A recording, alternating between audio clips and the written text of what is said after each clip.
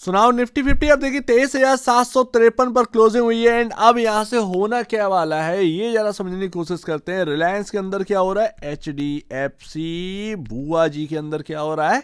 And यहां पर रिलायंस के रिलेटेड एक बहुत बड़ी खबर आ चुकी है, काफी नेगेटिव है। नेगेटिव इसलिए है क्योंकि वोडाफोन के कंपैरिजन रिलायंस ने ज्यादा यहां पर यूजर्स को गवा दिया है।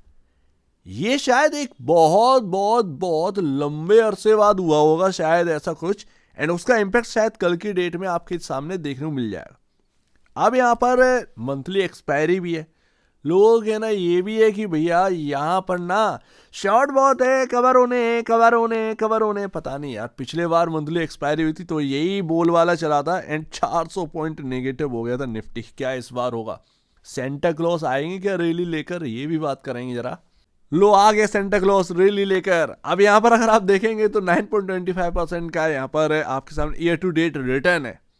एंड निफ्टी अब देखिए, आज 23 तारीख है, कल 24 तारीख है, 25 की छुट्टी, 26, 27, 28, 29, 30, 31, कितना गिरा लोगे? गिराओगे कितना गिराओगे? 4% ही गिरा पाओगे, 5% से ज़्यादा नहीं गिरा पाओगे निफ्टी को। फिर भी निफ्टी यहाँ पर ना अगर 5% आप गिरा भी देते हैं 31 दिसंबर तक, तब भी निफ्टी यहाँ पर 4% का पॉजिटिव रिटर्न के साथ क्लोजिंग हो जाएगी। अब यहाँ पर बात इतनी सी है, कॉन्सेप्ट यही दौड़ता है, एक लॉजिक यही दौड़ता है। मोस्ट ऑफ द स्टॉक्स यहाँ पर आपके सामने ईयर टू डेट को तोड़कर भी नीचे चले गए, 52 वीक लो को टच कर गए। बट हमारा जो इंडेक्स है वो अभी तक 1 जनवरी का जो प्राइसिंग था उसको टच नहीं किया। अब साल तो गई यार, साल तो गई। क्या 21,700 को भूल जाए? पता नहीं, जब होगा तो देखा जाएगा। लेकिन हमारे सामने जो क्लोजिंग हुई है निफ्टी की वो 200 डेमा के नीचे हुई है, 200 डे मूविंग एवरेज से हुई, नीचे हुई। एंड वहीं से सेलिंग आई 840, वो एग्जैक्ट लेवल वहीं से सेलिंग आई थी। तो ऐसे में हमारे सामने आज दूसरा दिन था जो कि नेगेटिव क्लोजिंग हुई थी एंड 200 डेमा के नीचे क्लोजिंग थी। बात इतनी सी है कि क्या इस एक्सपायरी तक 23,300 का लेवल देखने को मिल जाएगा? रिलायंस की न्यूज़ क्या है उस लेवल को देखने को में मदद कर सकती है? लेट्स सी, यही तो देखना है बॉस। थोड़ा बात करते हैं अमेरिकन मार्केट के ऊपर, क्योंकि अब थोड़ा सा इंपॉर्टेंट है ये देखना कि यूएस मार्केट क्या कर रहे हैं, क्योंकि वहाँ पर एक हैवी रिटर्न है, क्योंकि वहाँ पर एफआईएस भी हैं, क्योंकि वगैरह वगैरह भी हैं। तो यहाँ पर ना यूएस मार्केट एक लंबे वक्त बाद गया 50 डेमा के नीचे। जब हमने 50 डेमा तोड़ा तो हम सीधा 200 डेमा तक टूटे। क्या यूएस मार्केट भी ऐसा होने वाला है? जब दिखेगा तो बात करेंगे। बट अभी का क्या है सिनेरियो? अभी का सिनेरियो ये है कि ये आप देखो, थोड़ा सा देखना आप, कुछ देखा? इन्वर्टेड डब्लू, ठीक है, इन्वर्टेड डब्लू है एंड इसका मिड पॉइंट काफी इंपॉर्टेंट होता है ये जगह। अब ये मिड पॉइंट अपना काफी इंपॉर्टेंट होता है, ये रहा मिड पॉइंट। कल के दिन एग्जैक्ट इसी लेवल से सेलिंग आ गई थी डाउ के अंदर एंड अच्छी खासी सेलिंग आई, शायद 300-400 पॉइंट की सेलिंग आई होगी, 300 पॉइंट, 200-300 पॉइंट की तो आई गई होगी, ठीक है ना। पॉजिटिव क्लोजिंग हुई है, वो इसीलिए हुई है। एंड ये बाइंग आई क्यों थी? क्योंकि आप जो ट्रेंड लाइन थी उसके इर्द गिर्द आ गए, वहीं पर 100 डेमा था, वहीं से एकदम जो है एक खरीदारी आ गई। एंड टूटे भी बहुत ज़्यादा थे, 1200 पॉइंट टूटा था डाउ, मजाक की बात नहीं है। तो इसीलिए एक पुल बैक आ गया, बट वो पुल बैक फेल हो गया। आज की डेट में गिरावट है। अगर आज डाउ 400 पॉइंट नेगेटिव बंद हो गया तो वापस से ये एक सिग्नल मिल जाए कि ये ट्रेंड लाइन को कहीं ना कहीं ब्रीच करने की कोशिश करेगा एंड वो धीरे धीरे धीरे धीरे धीरे कहीं ना कहीं नीचे आने की कोशिश कर सकता है डाउ। तो वो बात की बात है, ये होगा या नहीं होगा इस जगह पर हमें देखना जरूरी है। ये रहा आपके सामने पूरा का पूरा चार्ट। एंड चाहो तो trend line and moving average लगा लो ताकि ज़्यादा डिटेल में समझ में आए, क्योंकि अमेरिकन मार्केट के पास कितना आप चल दोगे, कितना आप चलोगे, फंडामेंटल को दूर रखकर थोड़ी चल जाओगे ना। तो बात ये है।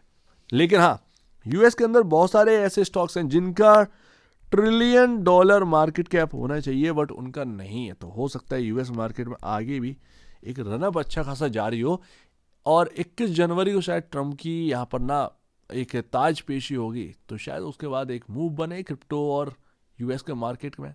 एंड ग्लोबल मार्केट में देखना पड़ेगा क्या है। लेकिन यूएस मार्केट में असली दम है, तो वो अभी हाल फिलहाल में समझ में आ रहा है। एंड रिलायंस इंडस्ट्रीज फूफा सबसे सीधा, सबसे भोला वाला इस मार्केट का। यस, यकीनन। अच्छा, ये ध्यान रखिएगा, ये फूफा फूफा ये हम लोग बात करते हैं, इसको मजाक में मत लीजिएगा। ये सिर्फ और सिर्फ हम एक एक ना उदाहरण के रूप में ले रहे हैं। ऐसा नहीं कि कोई मजाक उड़ाया यार, नहीं, वास्तव में सीधा है रिलायंस, मजाक की बात नहीं है। एक एक टेक्निकल जो है ना, बराबर फिट बैठता है रिलायंस के अंदर, बहुत टेक्निकल बेसिस पर काम चलता है। बट बुआ जी जो है ना, उनको घुमाया जाता है इधर उधर इधर उधर इधर उधर इधर उधर। बुआ जी को कान भर देते हैं एकदम, बुआ जी एकदम गुस्से में आ जाती है, कभी एकदम जो है ठंडा हो जाता है बुआ। तो ये एक ना बुआ जी की चाल रहती है, तो वो चीज़ है। बट रिलायंस एकदम जो है वो अपना टेक्निकल को मानता है, वाकई में रिस्पेक्ट देता है टेक्निकल को।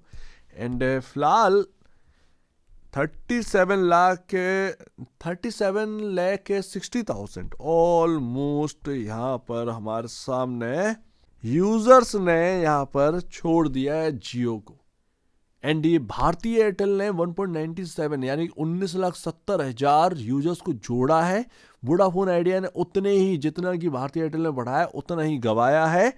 सबसे ज्यादा जो डैमेज पड़ा है वो रिलायंस यानी कि जियो के ऊपर है, यानी कि टोटल बिजनेस यहाँ पर जो है ना थोड़ा सा दिक्कत में है। दैट्स वाई फंडामेंटली यहाँ पर रिलायंस नीचे हमें देखने को मिल रहा है। रिलायंस की और कोई बात नहीं, अदरवाइज अगर टेक्निकल बेसिस पर अगर रिलायंस नीचे होता ना, अब तक तो उड़ा दिया होता रिलायंस ने। ये एक यकीनन बात है। सबसे फिटेस्ट अगर मार्केट में कोई स्टॉक है, रिलायंस इंडस्ट्रीज है। टेक्निकल लाजवाब, एक नंबर है। तो ये फंडामेंटल बेसिस की वजह से रिलायंस नीचे चल रहा है, अदरवाइज कोई और रीज़न नहीं है। ऐसा नहीं है कि किसी ने भरमार शॉर्ट कर दिया हो वगैरह वगैरह, ये कुछ नहीं है, फंडामेंटल रीजन की वजह से नीचे। तो ये ना इम्पॉर्टेंट न्यूज़, एक इम्पॉर्टेंट जगह पर क्लोजिंग, कल क्या होगा ये देखने वाली बात होगी, गैप अप या गैप डाउन। वैसे तो रिलायंस की ये खबर ना काफ़ी नेगेटिव लगी वाकई में, तो वो तो एक्सपेक्टेशन यही है, इंपॉर्टेंट जगह पर क्लोजिंग हुई है, अच्छी खबर है, नहीं कहीं ना कहीं गैप डाउन ही होना चाहिए। कितना होगा ये देखना बाकी है। बट 1110 1120 ये इंपॉर्टेंट जगह है। ये रेंज में रिलायंस घूमेगा, किधर घूमेगा पता नहीं है, बट ये बॉटम कहीं ना कहीं इधर बना सकते हैं। लेकिन अगर ये लेवल गए तो समझिएगा कि रिलायंस के अंदर एक अच्छी खासी गिरावट हो रही है। एंड स्टार्ट कहीं ना कहीं हुई है, और थोड़ा सा गिर सकता है, थोड़ा नहीं, पता नहीं कितना यहाँ पर जो है डैमेज हो सकता है, वो देखने वाली बात होगी। लेकिन होना नहीं चाहिए भाई, होना नहीं चाहिए। भले ही रिलायंस इधर ही घूमता रहे, कंसोलिडेशन में चला जाए, लेकिन इससे ज़्यादा नीचे की गिरावट नहीं, लगता नहीं। HDFC बैंक क्या कह रहा है ये, अब भैया देखिए यहाँ पर ना एक छोटा सा गैप था, उस गैप को फिल किया 1806 1808 के अराउंड इसका हाई। एंड उसके बाद वहीं से ऊपर नहीं बढ़ पाया, नीचे गया। एंड देखते हैं यहाँ पर जो खरीदारी आई थी वो 50 डे मूविंग एवरेज की वजह से आई थी, वहीं से ये स्टॉक घूमा है। एंड ये लमसम है ये आपका 1770 के अराउंड। बैंकिंग में ये स्टॉक ना, चाहे जितना आप कह लीजिए कि बैंकिंग स्टॉक मजबूत है लार्ज कैप वाले, लगता नहीं है वो मजबूती है, वो बस टिकाए जा रहे हैं। पता नहीं ऐसा क्यों एक फीलिंग आती है। ये मेरा पर्सनल व्यू है, पूरा वीडियो मेरा पर्सनल व्यू है, सिंपल सी बात है, मैं आपके सामने शेयर कर रहा हूँ।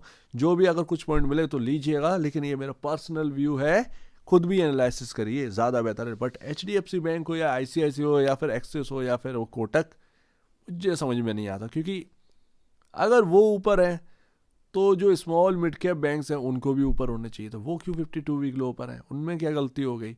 कोई बहुत ज़्यादा बड़ी गलती तो नहीं करी है उनने, तो उनका बहुत बुरा हाल है और आप ऊपर बैठे हैं, जबकि आपके अंदर भी ग्रोथ नहीं आ रही है, आपके भी बुरे हाल थे, एक्सपेक्टेशन की वजह से आप ऊपर हैं, तो ये तो कोई बात हुई नहीं है। तो सच पूछे ना, एंड लास्ट, बहुत घुमाव फिराव चीज़ें, बहुत घुमाव फिराव चीज़ें हैं इस मार्केट के अंदर।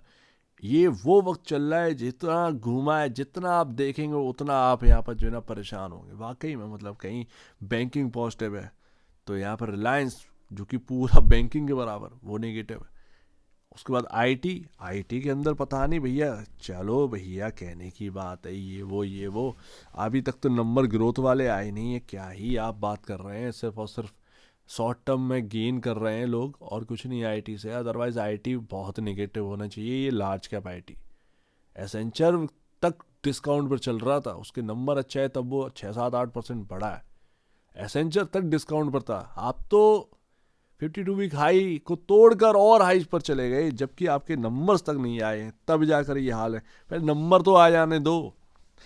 तो ये एक बहुत बड़ी बात। लेट्स सी देखते हैं क्या रहता है। बट ये रहा आपके सामने 23,840, यहीं से टूटे आज। दूसरा यहाँ पर आपके सामने 23,956 एंड उसके बाद 24,060। 3 लेवल ये आपके सामने इंपॉर्टेंट। मेरे हिसाब से क्या होगा, मेरे हिसाब से ये होगा कि 23,840 अगर टूटे, पुट वुट में रहने ही नहीं। सिंपल सी बात। ये कब हो सकता है? ये थर्सडे के दिन हो सकता है। अगर हुआ तो मुझे तो ये भी नहीं लग रहा कि कुछ होगा यहाँ से, क्योंकि आज सेकेंड डे था, वहीं से सेलिंग आई, होना था तो कुछ हो जाता। अदरवाइज ये जो कैंडल गई है ना, आज की डेट में जो कैंडल बनी है ना, पता है इसको क्या कहते हैं? मार्केट डिसाइड नहीं कर पाया कि जाना किधर, कंफ्यूज है मार्केट। ये वो कैंडल है, समझ रहे ना? भले ही हम प्लस में बंद हुए हैं, लेकिन जो कैंडल है ना, उसका यकीनन यही कहना है कि मार्केट को नहीं पता कि किधर जाना है। ये फैक्ट है, ये फैक्ट है ये। तो यहाँ पर ना सेकेंड डे था आज, 200 डेमा से नीचे, 200 डेमा आपका 840 पर है। अगर इसके ऊपर निकलता है तो दूर रहिएगा बस। बाकी नेगेटिव तो है ही कहीं ना कहीं। थर्सडे के दिन 23,300 तक अगर बिकवाली दिख जाए तो कोई बड़ी बात है नहीं, ऐसा लगता है। लेकिन ध्यान रखिएगा, ये एक्सपायरी टाइम है, मंथली एक्सपायरी, कुछ भी हो सकता है, तो थोड़ा सचेत रहें, ज़्यादा बेहतर है। जब तक 840 के नीचे है तब तक तो नेगेटिव है ही। फिर चाहे वो 23,300 आ जाए, 23,500 आ जाए, डजेंट मैटर, बट 840 निकले तो भैया पुट में तो रहना ही नहीं। देखिएगा कि 840 से सेलिंग तो नहीं आ रही है बस। अगर आ रही है तो फिर आपके पक्ष में सब कुछ, और अगर नहीं आ रही है तो दूर रहिए। मेरे ख्याल से जो रिलायंस की न्यूज़ आई है कल के दिन, ये ही मार्केट को लेकर नीचे जाने वाली कहीं ना कहीं, एंड वो बैंकिंग। तो देखते हैं भैया होता क्या है, क्या होने वाला है, बट इंटरेस्टिंग रहेगा। लेकिन मैं आपको बताऊं, ना मुझे पता है ना आपको पता है कि यहाँ पर होना क्या है। फैक्ट यही है, क्योंकि ये मार्केट ऐसे ही है। कल के दिन यहाँ वॉलेटिलिटी काफ़ी ज़्यादा होगी, क्योंकि परसों छुट्टी है। नर्सों थर्सडे दिन यानी कि एक्सपायरी डे पर एंट्री होगी सबकी, एंड वो मंथली एक्सपायरी वाली बात। तो पिछली बार जब मंथली एक्सपायरी हुई तो 400 पॉइंट नीचे गिर गया, 300-400 पॉइंट नीचे गिर गया था। लोग एक्सपेक्ट कर रहे हैं शॉर्ट कवरिंग आएगी।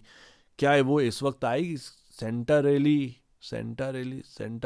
क्रिसमस तो निकलेगी, सेंटा रैली का है बात फिर, ठीक है ना? तो ये बात है। तो लेट्स ही देखते हैं।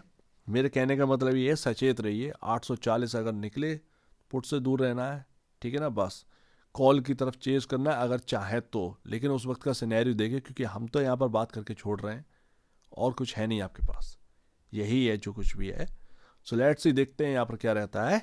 आपकी स्ट्रेटजी के लिए कुछ पॉइंट मिले तो यहाँ से लीजिएगा, अदरवाइज यहाँ पर ना आप एक लॉट में ही काम करें, ज़्यादा से ज़्यादा लॉट में काम करने की ज़रूरत नहीं है। यही समय है कि भाई एक लॉट में रहो, क्योंकि लॉस कम रहना चाहिए। प्रॉफिट तो हो गई, वो हो गई आपका सही अगर आ गया, लेकिन लॉस बहुत कम रहना चाहिए। सिंपल सी बात है, क्योंकि बहुत घुमाव चीज़ है। 5-5 मिनट की कैंडल में 140-150 पॉइंट इधर उधर हो जा रहे हैं, तो आप समझ सकते हैं कि क्या है ये, और ऊपर से मंथली एक्सपायरी और है। तो लेट्स सी देखते हैं यहाँ पर। लेकिन बताए ना, मार्केट एक्सपेक्ट कर रहा है सेंटा क्लॉज रैली की। जब भी मार्केट एक्सपेक्ट करता है ना, उसका अपोजिट होता है। सो दैट्स लेट्स सी देखते हैं यहाँ पर क्या रहता है। तो आप दीजिए, तो जो भी हो वो अपने हिसाब से करिएगा। अपनी स्ट्रेटजी के लिए कुछ पॉइंट मिले यहाँ से तो लीजिएगा, अदरवाइज बहुत ही सचेत रहें। हो सके काम ना करें तो ज़्यादा बेहतर, क्योंकि नहीं पता मुझे भी कि क्या होने वाला है, नहीं पता आपको भी कि क्या होने वाला है। हकीकत यही है, क्योंकि ये वही समय है। सिंपल सी बात है, जब तक 840 के नीचे है तब तक अपने पक्ष में है नेगेटिव, 840 के ऊपर पॉजिटिव। कैसा आप करेंगे वो आपके ऊपर। तो आप दीजिए मुझे वीडियो देखने के लिए बहुत धन्यवाद दोस्तों।